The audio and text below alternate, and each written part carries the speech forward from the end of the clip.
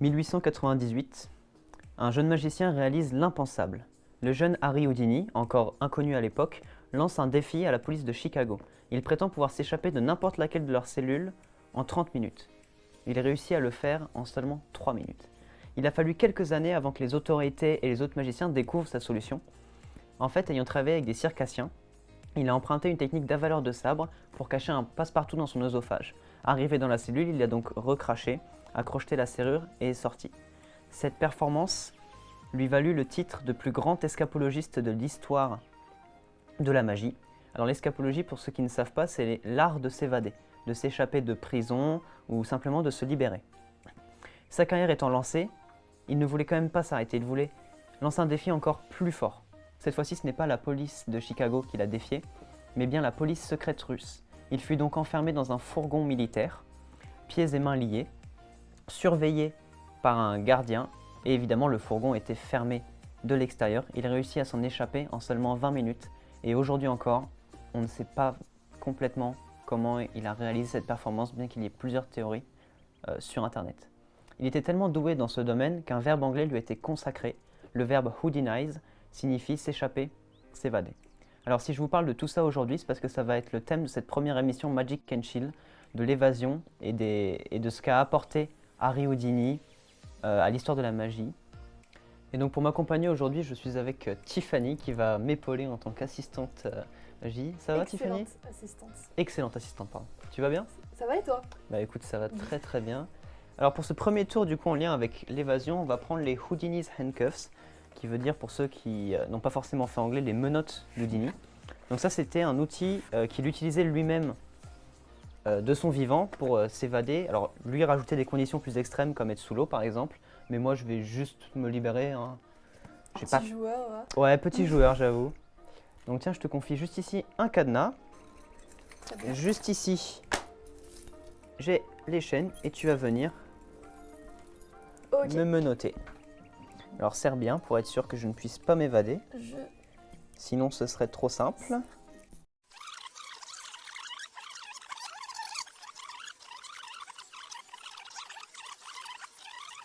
Et voilà. Super, donc là je suis bien attaché. A priori je ne peux pas me libérer. A Je priori. vais te demander de faire un décompte. Tu choisis en combien de temps je vais pouvoir m'évader. Ah non, désolé, Tom. c'était trop long. On va passer sur un autre tour qui a le même thème de l'évasion. J'ai 2 jokers et 2 valets. Alors la spécificité des jokers, c'est qu'en fait ils ont tendance, ce sont des voleurs déjà, et ils ont tendance à être vraiment très malins. C'est les magiciens du paquet de cartes. Et les valets, quant à eux, eh bien c'est des soldats, puisque ce sont des valets, ils sont au service du roi. Et donc les valets sont missionnés pour arrêter le joker. Donc j'ai donc le valet de pique, le valet de trèfle, un premier joker en couleur, et un deuxième joker, cette fois-ci en noir et blanc. Les valets ont bien réussi leur travail puisqu'ils ont réussi à attraper un premier joker. Le joker en couleur, ce joker, ils vont donc le mettre en cellule. Ensuite, le deuxième valet, le valet de pique, a réussi à attraper lui aussi un joker, le joker en noir et blanc. Il va donc le mettre également en prison. Quant à eux, le valet de trèfle et le valet de pique vont venir devant la cage pour vérifier que ceux-ci ne puissent pas s'échapper. Mais comme je vous ai dit, les jokers ce sont des petits malins. Parce qu'en fait, si on fait une petite passe magique et qu'on claque des doigts, les jokers ont pris la place des valets. Et donc du coup, si les jokers sont en dehors de la prison, eh bien les prisonniers, ce sont les valets. Des questions? Comment? Ah, ça je peux pas y répondre. Secret professionnel. Exactement, secret professionnel. On va passer au dernier tour. Mhm. Celui-ci, il s'appelle l'incroyable évasion d'Houdini. On ne Ok. sait pas trop si ça a été inventé par lui, mais il y a quand même un concept d'évasion qui est assez sympathique, donc je trouvais ça pertinent de le rajouter. Juste ici, j'ai un jeu de cartes rouge. Donc, toutes les cartes sont différentes, tu le confirmes? Oui. Je vais venir mélanger ce jeu de cartes. Et tu vas me dire, eh bien évidemment qu'il faut flex. Attends, tu veux que je flex à fond ou pas? Attends, on va... T'as le niveau au-dessus ou pas? Ah bah attends, moi j'ai la cascade. Hein. Ça c'est... C'est joli.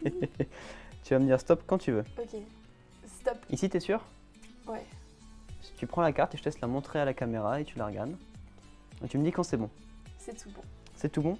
Parfait, je prends ta carte, je la mets dans le jeu et je vais juste venir couper le jeu une première fois, une seconde fois et je vais venir le mélanger un peu. On flex, évidemment. Important. Sinon, le tour ne fonctionne pas. Ah, le tour ne marche pas. Si on ne flex pas, le tour ne fonctionne pas. Donc ici, je vais prendre du coup le paquet de cartes Bicycle et je vais remettre les cartes dedans. Tac, alors hop. Voilà. Tac. Et je vais pouvoir donc fermer ce jeu de cartes. Mais pour être sûr que les cartes ne puissent pas s'en échapper, on va rajouter des élastiques. On pourrait mettre des chaînes, mais je pense que pour des cartes, ce serait trop.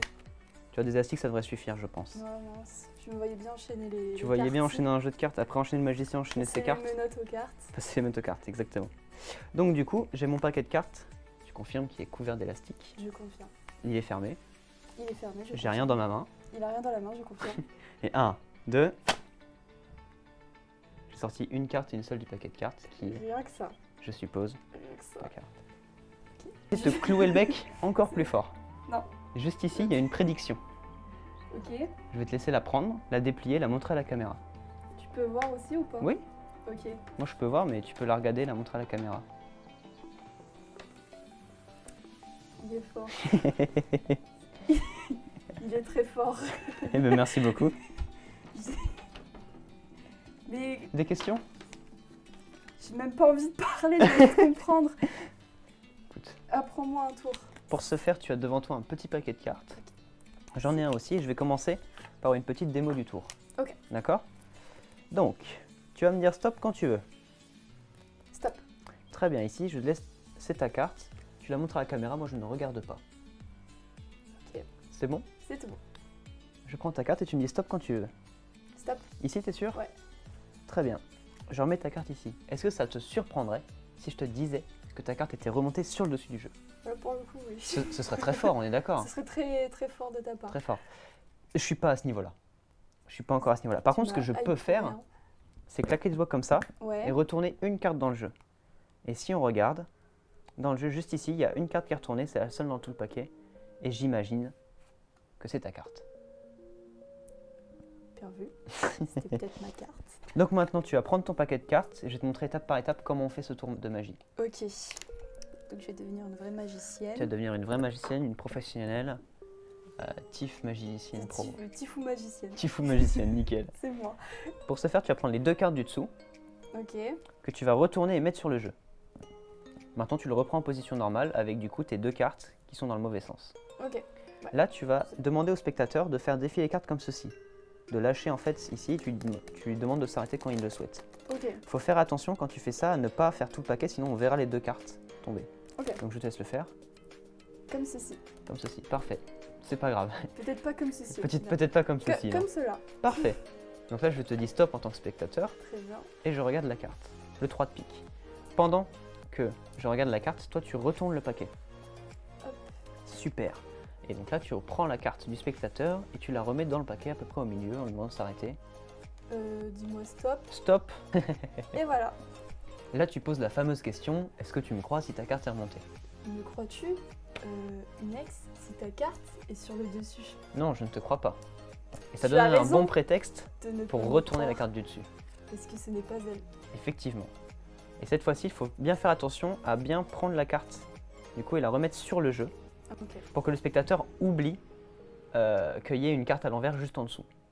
Là, tu vas me faire un petit éventail pour me faire découvrir que ma carte est la seule retournée dans le jeu. Très bien. Et Oh! devine quoi? Il y a une carte retournée Une dans carte tout le retournée jeu. dans le jeu. Et c'est ma carte, le 3 de pique. Et donc, vous pourrez reproduire ce tour de magie à la maison. Incroyable. Il vous faut simplement un paquet de cartes.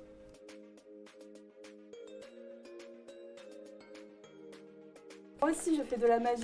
Toi aussi, tu fais de la Simplement magie? Parce que je vais faire apparaître un bout Un, de papier un bout de papier. avec des questions.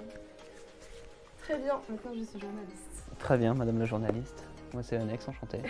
Monsieur Annex, depuis combien de temps faites-vous de la magie? Bah, en fait, quand j'étais petit, j'avais acheté des petits... Enfin, j'avais des petits coffrets de magie. Et en fait, je les avais jamais ouverts. Parce que je recevais ça à Noël, je les avais mis dans un placard. Et pendant le confinement, moi qui suis un féru de sport de glisse, je ne pouvais plus sortir de chez moi. Et donc, pendant les cours, il fallait m'occuper, car je n'écoute pas en cours. Ne faites pas ça, c'est pas bien. Et donc, Vous allez du coup, devenir magicien. sinon vous allez finir magicien, exactement. Et du coup, j'ai repris en fait ces petites boîtes et j'ai commencé à faire de la magie. Puis j'ai commencé à acheter du matériel de plus en plus pro et je me suis jamais arrêté. Donc j'ai commencé confinement 2020. Ah, en vrai, c'est pas si... Non, ça fait 3 ans, c'est si pas... longtemps que ça. Hein. Ça fait pas si longtemps que ça, Eh non. ben, t'apprends super bien. Bah merci, je suis content. Est-ce que t'as été inspiré par quelqu'un ou est-ce que t'as eu un mentor pour t'apprendre En fait, j'ai un mentor maintenant, depuis pas longtemps, qui s'appelle Raphaël le magicien, qui exerce sur Reims, là d'où je viens. Et il m'a fait venir sur quelques événements qu'il organisait, on s'échange des tips et je devrais peut-être bientôt rejoindre un cercle de magiciens. Donc une association de magiciens basée sur Reims. Ah ouais. Et ouais, Oh et c'est ouais, vachement ok. cool et j'ai super hâte de faire tout ça. Et sinon des idoles, enfin en tout cas des gens que je regardais beaucoup, c'était Bernard Billis, qui est un vieux magicien, enfin maintenant il est vieux, à l'époque il était jeune forcément. Ça marche comme ça généralement la vieillesse. Et lui en fait il faisait beaucoup de tours de cartes. Et en fait j'ai acheté ses DVD pour pouvoir regarder les tours qu'il apprenait dessus et c'était vachement bien. Du coup, t'as appris avec Des vidéos. J'ai commencé sur YouTube et après j'ai acheté des DVD de magiciens. Ok. Et du coup, t'aimerais faire de la magie un métier ou c'est seulement un hobby à côté? J'aimerais énormément en faire mon métier.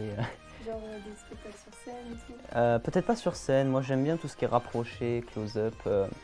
Donc ça peut aller d'être embauché, avoir mon stand en fait sur des festivals. Quand les gens viennent, par exemple je serai au 360 degrés festival de septembre 2023 du coup avec la MDE pour pouvoir faire ça justement. Et j'ai monté mon auto-entreprise il y a presque un mois, le 13 avril, bon, il y a un peu plus d'un mois. Ouais. Et donc du coup maintenant je suis à la recherche de clients en fait et si j'arrive à en trouver assez ou des contrats qui durent assez longtemps, j'espère ensuite pouvoir en vivre. Tu trouves assez rapidement des contrats?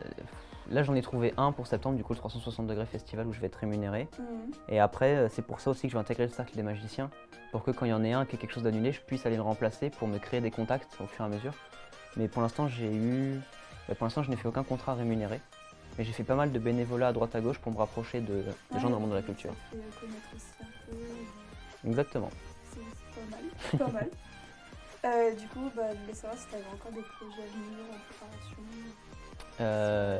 Et je suis tout le temps en train de préparer des choses. C'est bien, faut rester en action. Faut pas s'arrêter. Tout le temps, là, je vais faire des festivals à Saint-Brice-Courcelles, qui est une petite ville à côté de Reims.